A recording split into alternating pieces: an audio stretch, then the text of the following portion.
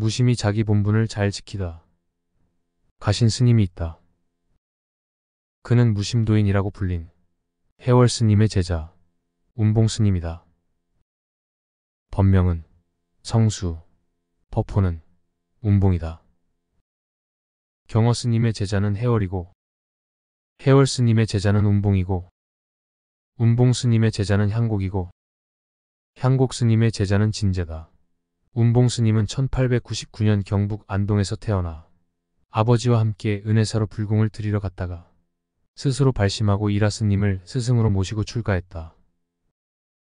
그때 그의 나이가 12살 또는 13살이었다. 발심의 이유에 대해선 정확히 알려지지 않았다. 어린 나이에 어렴풋이 절에 있는 것이 자신의 본분임을 깨달았는지도 모른다. 강원에서 회흥 스님에게 경전을 배우고 부산 범어사에서 만화 스님에게 구족계를 받았다. 이후 상주 원적사에서 석교 스님에게 계율을 배웠다. 25살 때 만행을 시작해 금강산 마하연, 오대산 상원사, 묘향산, 보현사, 지리산 칠부람 등이 명산 대차례 선방을 찾아다니며 여러 선지식들을 만나 배움을 청했다. 하지만 좀처럼 눈이 깨이지가 않아 1923년 35살 때 백양사 운문암에서 동안거 정진을 시작했다. 석 달이 지나 어느 날 새벽녘 호련히 눈이 깨이는 계안을 경험하고 오도송을 읊었다. 문을 열고 나서자 갑작스레 찬 기운이 뼈골에 사무침해 가슴속에 막혔던 물건 화련히 사라져버렸네. 서리바람 날리는 밤에 객들은 다 돌아갔는데 단청무각은 홀로 섰고 빈산에는 흐르는 물소리만 요란하더라. 그리고 자신의 계안을 점검받고자 해월 스님을 찾아가 선문답을 청했다. 해월 스님이 물었다. 3세의 모든 부처님과 역대 조사 스님들은 어느 곳에서 안심인명하고 계십니까? 운봉 스님이 해월 스님의 옆구리를 치면서 말했다.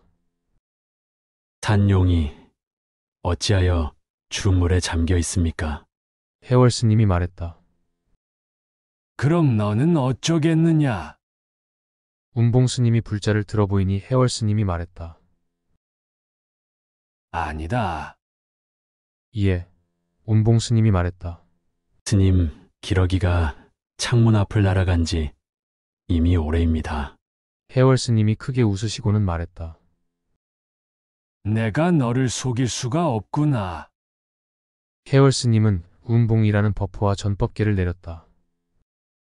운봉성수에게 붙이노라. 일체 함이 있는 법은 본래로 진실한 상이 없는 것. 모든 형상이 실상 없는 줄을 알면 곧 그대로가 견성이니라. 모든 현상은 본래로 상이 아닌 것. 모양이 없고 또한 머무름도 없나니 이와 같은 이치를 바로 쓴다면 이것은 바로 견성한 사람이니라. 성철 스님은 두 분 사이의 선문답을 화살과 창끝이 서로 마주치는 것과 같다고 묘사했다. 이후 해월 스님은 운봉 스님에게 방장실을 맡겼다. 그리고 운봉 스님은 통도사, 내원사, 범어사, 도리사 등의 조시를 맡아 후학들에게 선의 종지를 가르쳤다. 그리고 이런 말씀을 하셨다. 출가의 참뜻을 알고자 한다면 이목고를 참고하라. 무엇을 일러 이목고라 하는가? 허공도 설법과 청법을 하지 못하고 사대도 설법과 청법을 하지 못하고 오직 눈앞에 뚜렷하고 외로이 밝지만 그 모양을 어떻게 표현할 수 없는 이것이 무엇인가? 이를 어느 곳에서나 어느 때에나 의심을 하되 잠이 완전히 들었을 때 외에는 언제나 이목고 하고 의심하라.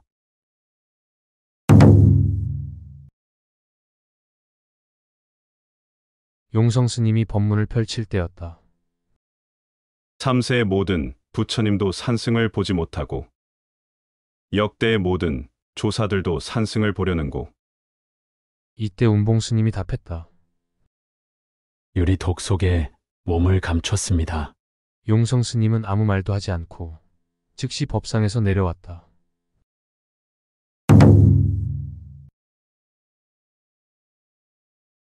제자 향곡 스님이 운봉 스님에게 물었다. 스님께서는 도를 깨치셨습니까? 운봉 스님이 말했다. 깨달았다면 벌써 도가 아니고 도라하면 벌써 깨달음이 아니다. 향곡 스님이 물었다. 적정삼매도 변함이 있습니까? 운봉 스님이 말했다. 누가 적정삼매라 하더냐? 향곡 스님이 말했다. 열반의 길 끝은 어디에 있습니까? 운봉 선사가 말했다. 아야, 아야. 향곡 스님은 운봉 스님의 깨달음의 경지를 묻고 있는 것이다. 그리고 열반의 길 끝은 어디에 있냐는 제자의 질문에 스승은 제자에게 스스로 찾지 않으면 안 된다는 것을 애둘러 표현한 것은 아닌가 싶다. 한 생각이 일어나지 않는 그곳에만 머무르면 바른 깨달음이 아니며 진정한 무심이 아니라고 한다. 무심의 경지를 말로 표현할 수는 없다. 자성을 완전히 깨치되 그것도 무심히 스쳐보내야 한다는 것을 또는 무심하게 지킬 뿐이라는 것을 알려주는 것은 아닐까. 53살이 되던 해 운봉 스님은 병환으로 묘관 음사에서 지냈다. 향곡 스님이 상자로서 운봉 스님을 모시고 있었다. 병환이 깊어지자 향곡 스님이 언제 가시냐고 물었더니 운봉 스님은 토끼꼬리 빠지는 날이라고 했다. 어떻게 보면 제자가 스승에게 언제 죽을 거냐고 묻는 다소 예의 없는 질문 같아 보이지만 가야지만 다시 올 수 있다는 윤회 사상으로 들여다보면 너무나 당연한 물음이기도 하다. 향곡 스님은 운봉 스님에게 다시 물었다. 스님께서 돌아가시면 어디로 돌아가시렵니까? 운봉 스님이 말했다. 동쪽 마을 시준의 집에 물소가 되어 가리라. 향곡 스님이 물었다. 그러면 소라고 불러야 합니까? 스님이라 불러야 합니까? 운봉 스님이 말했다. 풀을 먹고 싶으면 풀을 먹고 물을 먹고 싶으면 물을 마시리라. 운봉 스님이 입적하기 전 향곡 스님이 물었다. 스님께서 돌아가신 뒤에 저희들은 누구를 의지합니까? 이에 운봉 스님은 오른손으로 자리를 치면서 육자 백일을 펐다. 저 건너 갈마봉에 비가 묻어오는구나. 우장 삿갓을 두르고서 김을 매러 갈 거나. 더 이상 기력이 없어 드러누워 입적하려 할 때 향곡 스님이 황급히 스님 이라고 외쳤다. 그러자 운봉 스님이 말했다. 날 불러 뭐 하려고. 그리고 조용히 숨을 거두었다. 운봉 스님은 1944년 2월 30일에 돌아가셨으니 2월은 묘월이니 곧 토끼달이고 금음날에 돌아가셨으니 정확히 토끼꼬리 빠진 날이다. 세수 58세, 법납 45세였다. 운봉 스님은 2월 금음날 저녁 제자 향곡 스님에게 보내는 편지를 썼다. 향곡 계림 장실에 붙이노라.